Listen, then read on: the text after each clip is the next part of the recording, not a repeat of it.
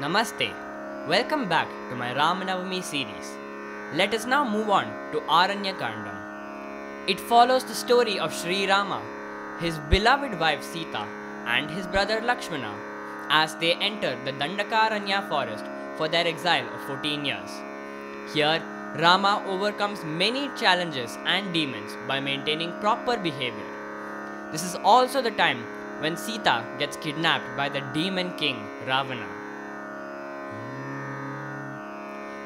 दंडकावन जन पावन राम दुष्ट विराध विनाशन राम शरभंग सुदीक्ष्ण अर्चित राम अगस्त्यानुग्रह वर्धित राम गृध्रार्दिप संसेवित राम पंचवती तट सुस्थित राम शूर्पणखार्ति विधायक राम करदूषण मुख सूदक राम सीता प्रिय हरिनानुक राम मरीचादिकृदाशुक राम विनष्ट सीतान्वेषक राम गृध्रार्दिपगदिदायक राम शबरी दट्टपलाशन राम कबंध बाहुछेदक राम राम राम जय राजा राम राम राम जय Sita Ram.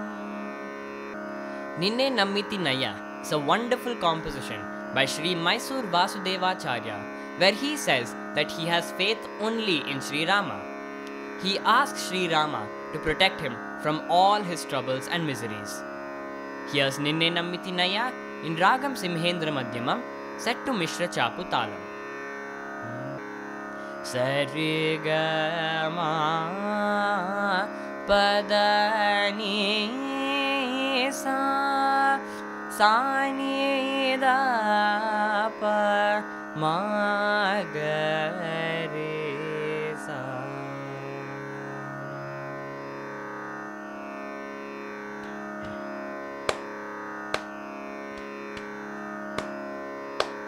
Ninne nammiti naiya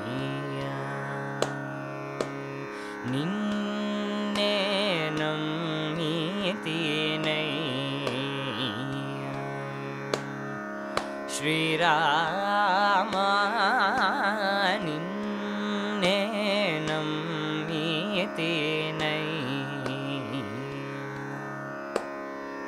Shri Rama ninne nammiti naiya Shri Rama ninne nammiti naiya Shri Rama ninne nammiti naiya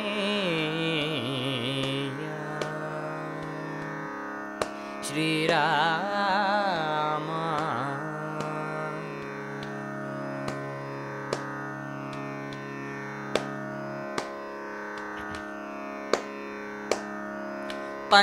Pannagendra Shayana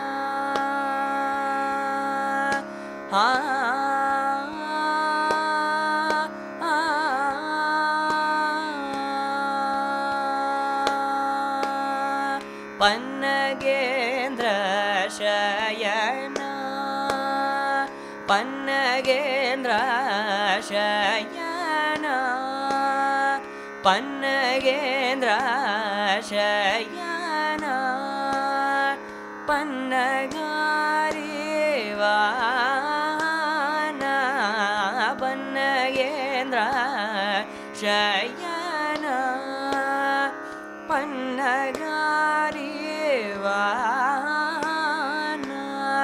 Pannagachala bhavya sadana prapannati harana nipuna Pannagachala bhavya sadana prapannati harana nipuna Ninne nammiti naiya Shri Rama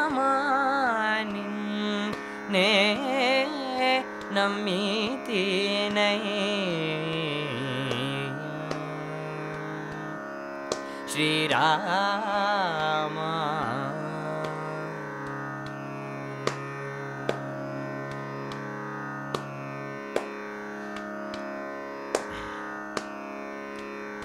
परमकृपा सागर परतत्त्वाधार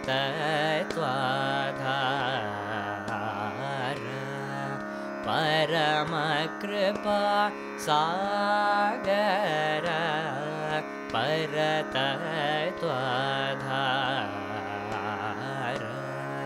वरमुलोसगि रोववैया परवासुदेवा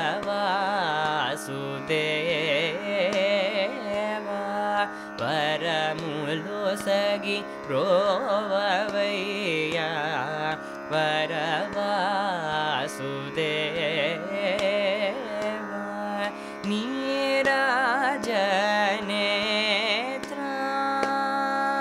नीराजनेत्रा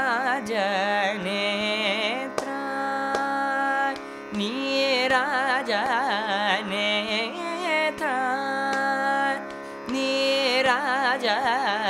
नीराजनेत्रा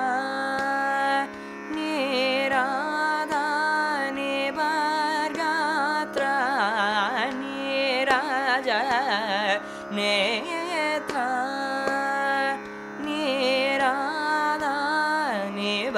नीराधानिवर्गात्रा गिरिराजसुत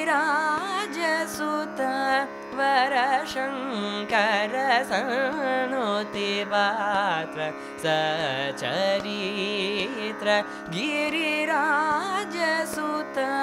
वरशङ्कर सनुतिपात्र सचरित्र निन्नेनमिति नै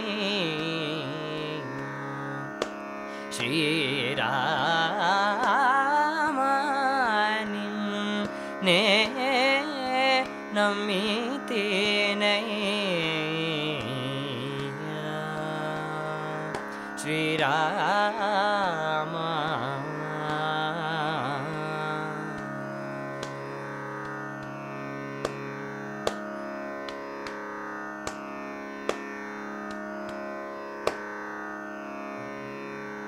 जय श्री राम।